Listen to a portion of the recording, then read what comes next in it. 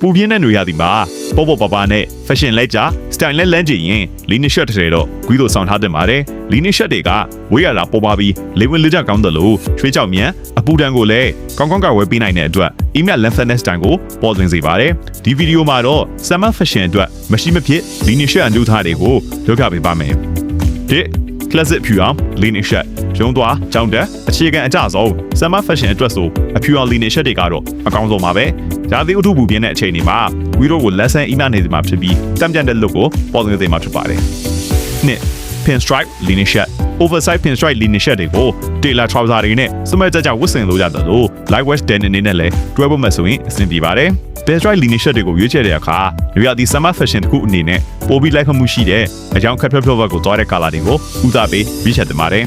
တော့လက်တို့ lean shirt ကမ်းခြေသွားတဲ့အချိန်တွေဒါမှမဟုတ်ညနေခင်းအပြင်ထွက်တဲ့အချိန်တွေမှာ short sleeve lean shirt တွေနဲ့ဘောင်းမီလို fashion အတွဲဆက်ကတော်တော်လေးကိုလိုက်ခတ်မှုရှိစေပါတယ်လေ